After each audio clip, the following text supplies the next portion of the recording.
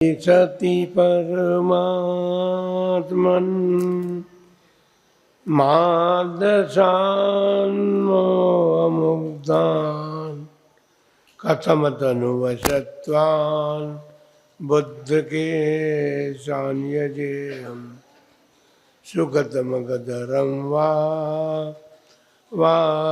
गदीशं शिवं वा जितभवमभिवन्दे भासुरं श्रीजिनं वा।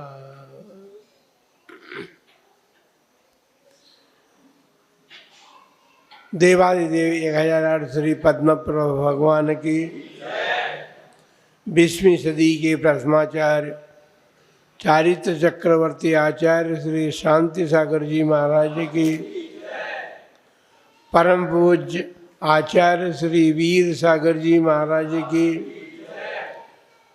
परम पूज्य आचार्य श्री शिव सागर जी महाराज की, परम पूज्य दीक्षा गुरुवर्य आचार्य श्री धर्म सागर जी महाराज की, परम पूज्य आचार्य श्री अजित सागर जी महाराज की, परम पूज्य शिक्षा गुरुवर्य आचार्य कल्पश्री सुत सागर जी महाराज की, श्रीमद् जैन धर्म की 10 लक्षण महापर्व की, उत्तम संयम धर्म की, बोली परम पूज्य वात्सल्य वारिधि आचार्य गुरु श्री वर्धमान सागर जी महाराज की, आचार्य श्री संघ की।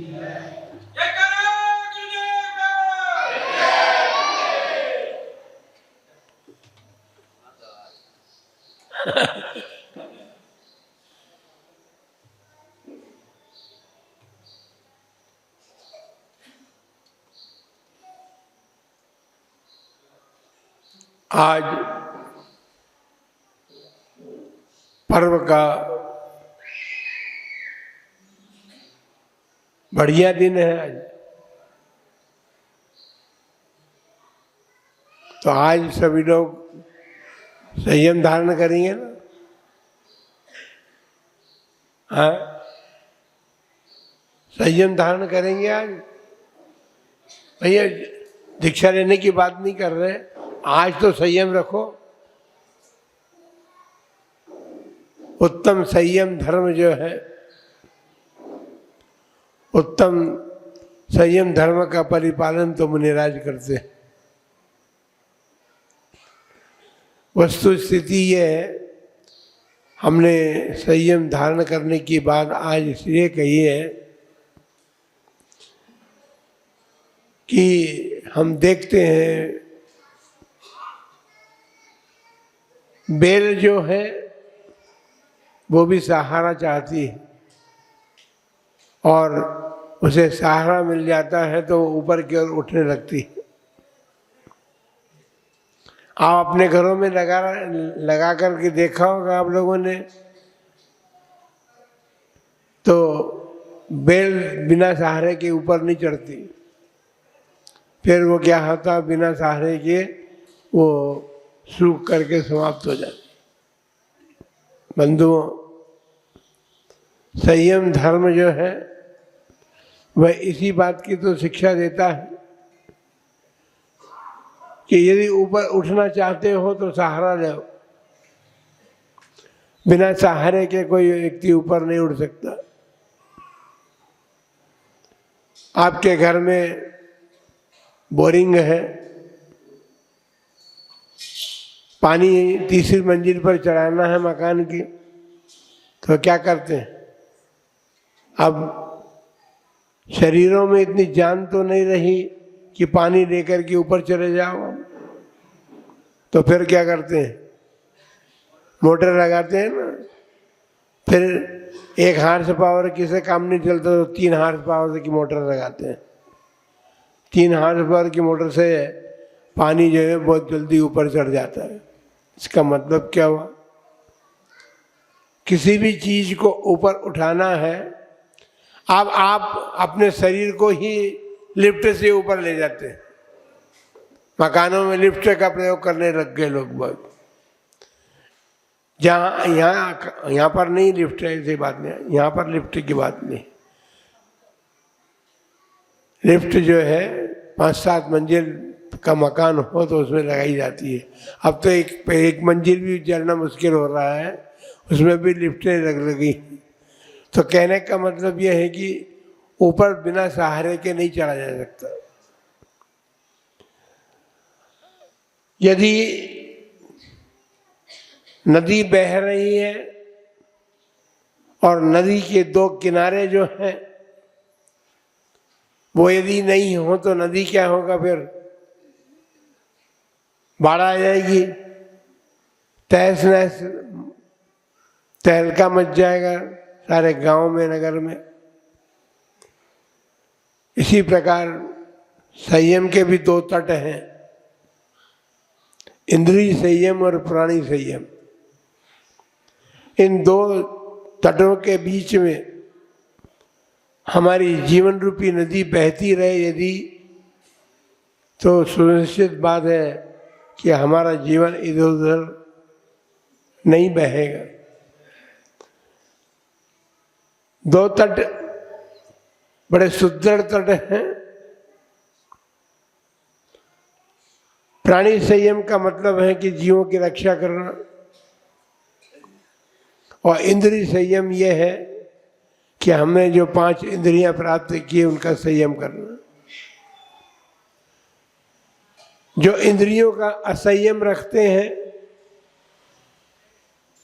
वे प्राणी संयम का पालन भी नहीं कर सकते, क्योंकि इंद्रियों के दास जो हैं वो प्राणी संयम को ध्यान में नहीं रखते हुए उनका भी घात किया जाता है उनके द्वारा।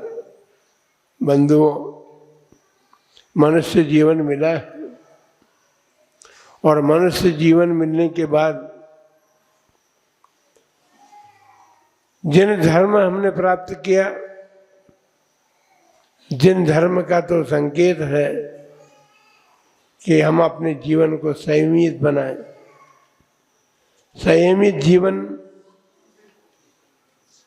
सुख का कारण है, असंयम में सुख प्राप्त नहीं होता है। आज घर घर में देखा जाता है कि बीमारी फैल रही है, रोग फैल रहे हैं। क्या कारण है उसका? कभी विचार किया आपने? आप घर में भले ही संयमित या रखने की बात रखते होंगे, लेकिन जो लोग बाहर भोजन करते हैं क्या क्या करते हैं? बच्चे छोटे छोटे हैं ना, सब जानते हैं ना, बर्गर, पिज्जा,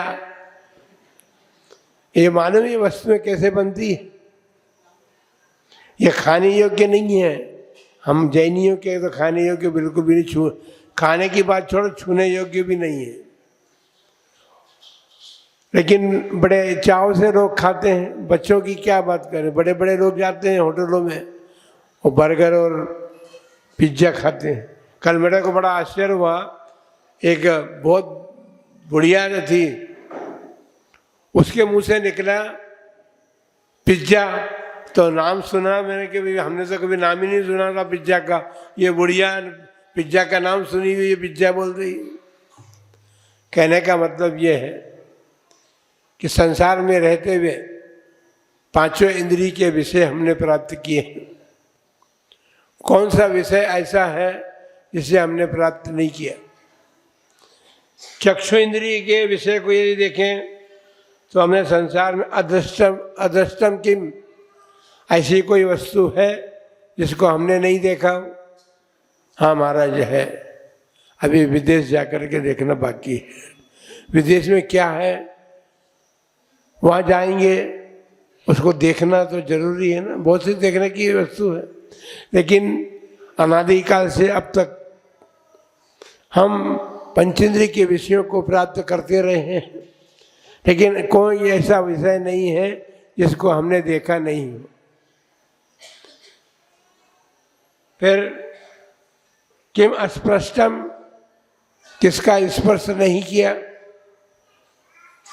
कोई वस्तु ऐसी नहीं है, कोई ऐसा विषय नहीं जिसका स्पर्श नहीं किया। अनाघ्रातम कोई वस्तु ऐसी नहीं है जिसको हमने सूंघा नहीं हो। जो आप अपने शरीर को सजाने के लिए वस्तुएं काम में लेते हैं, उससे भी अच्छी अच्छी चीज़ें आपने उपयोग में ली है। कभी न कभी तो आपने उनको सूंघा है। किम अश्रुतम, हमने अभी तक कोई बात ऐसी नहीं रही है जिसको सुना नहीं हो कभी। इस भव की नहीं तो अगले भव में मतलब पिछले भव में, अगले भव से मतलब पिछला भव है, हमने कभी ना कभी तो उस चीज को सुना भी है। और अब बात रहती है स्वाद की, रसना इंद्रिय के विषय की। ऐसा कोई विषय नहीं रहा जिसका हमने स्वाद नहीं लिया हो। चेतन जी, कोई चीज बाकी रहने दी आपने? नहीं रहने दी ना, सबका स्वाद चखा है। ठीक बात है। तो हम क्या कह रहे थे? वैधान्य सुख भोग जो है नाशवान है, कभी स्थायी तो नहीं रहते और निम्न स्थानों में उत्पत्ति के कारण बनते हैं, अर्थात हमारी नीच गति के कारण बनते हैं।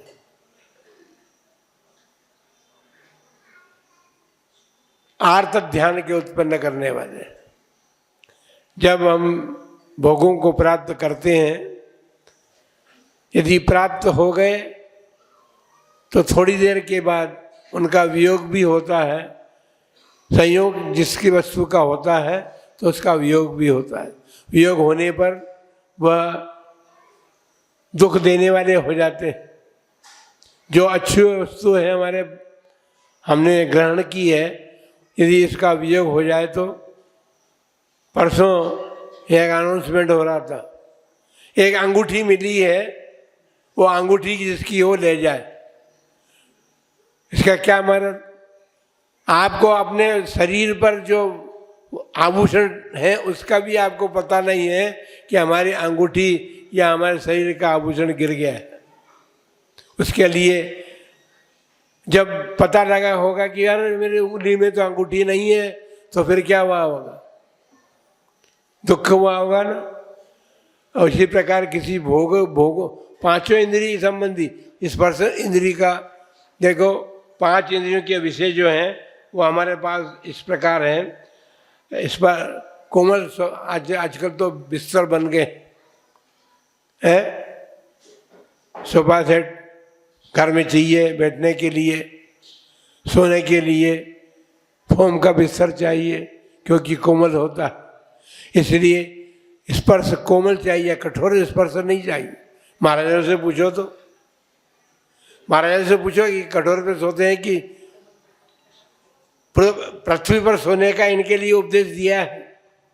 तो पृथ्वी पर सोने का मतलब ये है कि कठोर भूमि पर, कठोर वस्तु पर शयन करना चाहिए।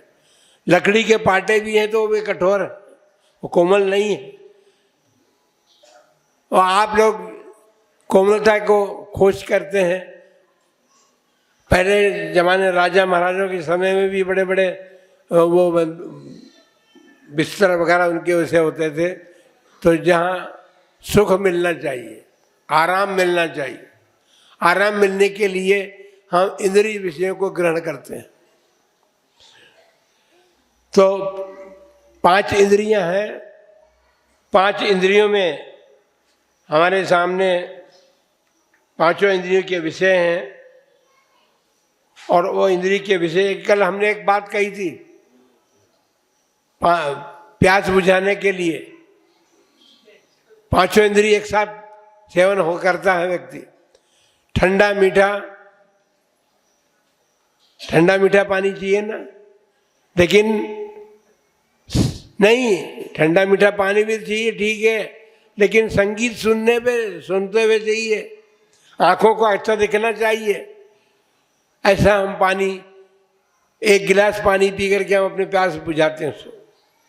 हमने यदि प्यास वास्तव में लगती हो, अब तो हमने देख लिया है कि अब के आजकल के लोगों को प्यास नहीं लगती है।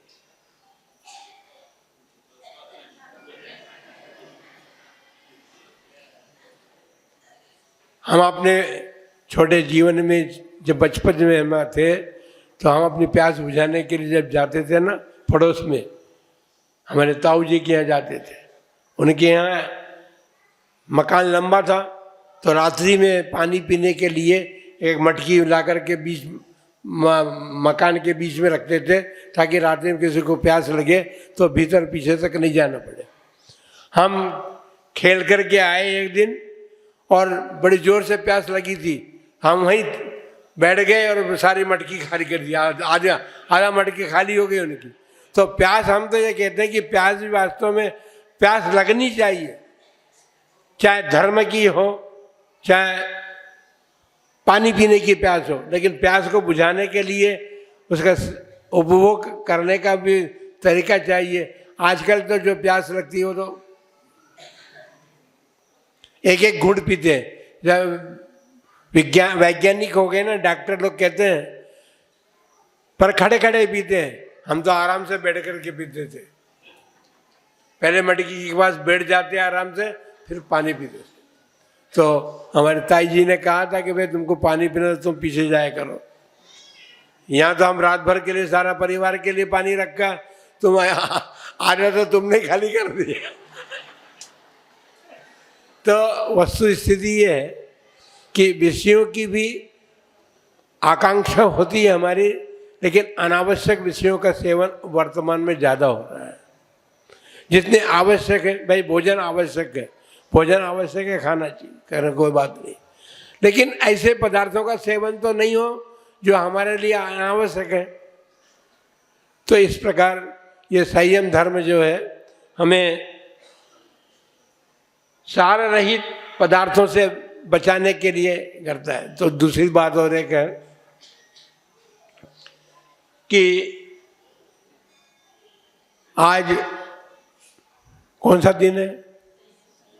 10वीं दिन है, 10वीं की तिथि है ना, तो आज तो संयम का विशेष दिन है। अक्षय दशमी व्रत भी होता है और सुगंध दशमी व्रत भी किया जाता है। दो व्रत बताएं आज के दिन। तो व्रत बताए इसीलिए, आप 10 लक्षण महापर्व में हमारे बहुत से लोग, महिलाएं और पुरुष जो है उपवास आदि कर रहे हैं। उपवास अधिक संयम के लिए किया जाता है।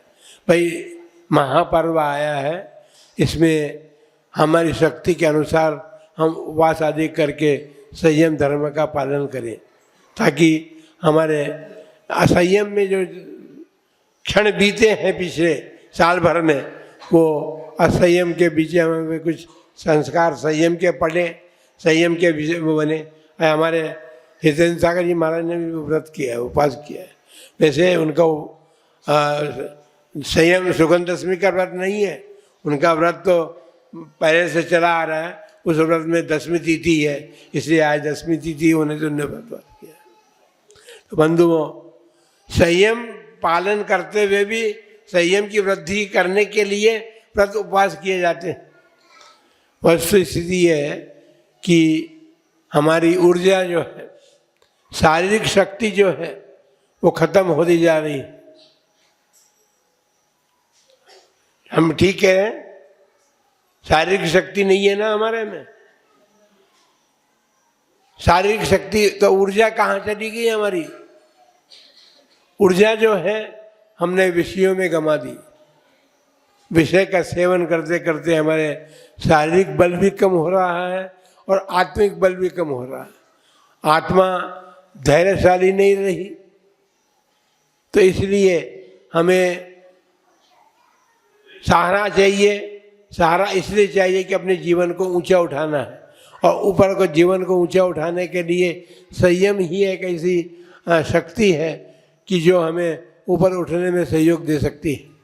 ऊपर उठने में सहयोग मिलेगा, जैसे आप हार्स पावर के मोटरों से पानी को ऊपर चढ़ाते हैं, तो उसी प्रकार संयम जो है वो मोटर का काम करेगा, आपके जीवन को उन्नति की ओर ले जाने में कारण बनेगा। इसलिए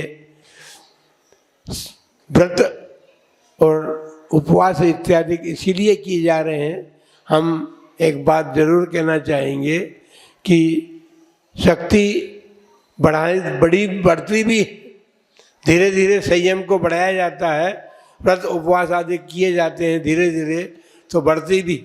लेकिन एक बात ध्यान रखना, दो बातें हैं। खरबूजे को देखकर खरबूजा रंग बदलता है, यह बात पक्की है।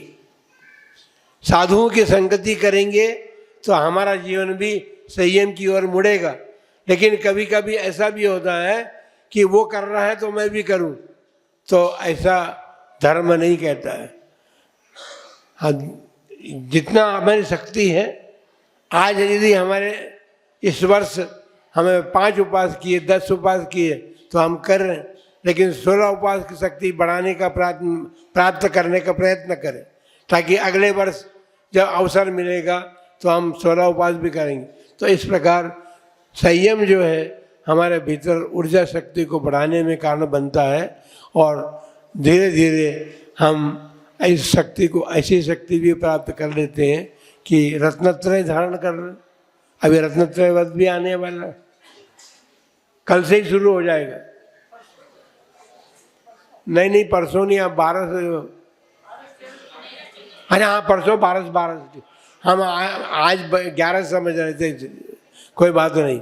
जब से शुरू होगा व्रत तो रत्नत्रय व्रत होगा।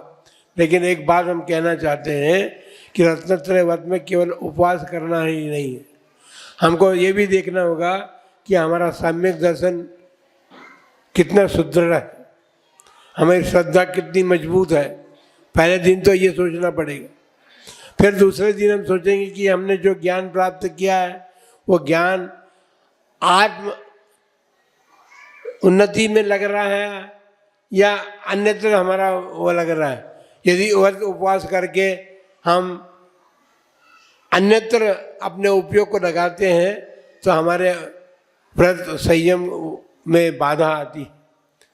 हमने इस महापर्व में उपवास आदि किए हैं या कर रहे हैं तो हमको अपने उपयोग को शास्त्र स्वाध्याय में लगाना चाहिए, अच्छी अच्छी कथाएं पढ़नी चाहिए, उन महापुरुषों का जीवन पढ़ना चाहिए, जिससे उन्होंने अपने जीवन को उन्नति के मार्ग की ओर बढ़ाने का पुरुषार्थ किया है। अन्यथा यहाँ गए, यहाँ से जाने के बाद में आप टीवी देखने लग गए तो नहीं तो एसी में बैठ करके बैठे, खुली हवा चाहिए, ठीक बात है, गर्मी लगती है, लेकिन कृत्रिम साधनों से वो नहीं होता है। हवा की भी आवश्यकता है आपको, तो आप साधन प्रयोग कीजिए। लेकिन हमने एक बात कही थी कि हमारे विषयों के सेवन में जीवों की हिंसा नहीं होनी चाहिए। जितना अधिक से अधिक बच सके। आप ग्रस्त हैं, आप मुनि महाराज तो नहीं है, माता जी नहीं है, क्योंकि ये पूरा संयम तो मुनि महाराज और माता जियों को पालन करने का कहा है। तो आप जितना संयम ही अपने जीवन बनाएंगे, जितना संयम रखेंगे, जीव हिंसा से जितना बचने का प्रयत्न करेंगे, आपके व्रत उपवास संयम सार्थकता को प्राप्त होगा, और सार्थकता को प्राप्त होकर के आपका यह मनुष्य जीवन है जो है वो सफलता को प्राप्त होगा। मनुष्य जीवन प्राप्त किया, अच्छा धर्म मिला है, उसको ठीक प्रकार से सेवन करके धर्म का अपने जीवन में उपयोग करके उसको सार्थक करने का प्रयत्न करना चाहिए।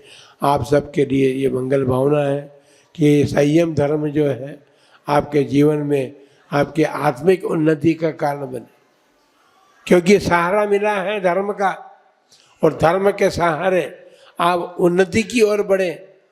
ऐसा सहारा न लें जिससे आप अवनति की तरफ जाए, उन्नति नहीं हो आपकी, तो धर्म का सहारा नहीं करके, और साधुओं की संगति जरूर करो। जब भी आए, जब भी अवसर मिले, जहाँ भी जाओ वहाँ भी अवसर मिले, उनकी संगति अवश्य करो, क्योंकि आपका खरबूजा तभी रंग बदलेगा जब आप संगति खरबूजे की करेंगे। इसलिए संयमी जीवों का संगति करने से संयम के प्रति भाव बनते हैं, और उनके जीवन में जो कुछ प्राप्त उन्होंने किया है उसको अपने जीवन में लाने का प्रयत्न और पुरुषार्थ जगता है। इन्हीं मंगलमय भावों के साथ जरो महावीर भगवान की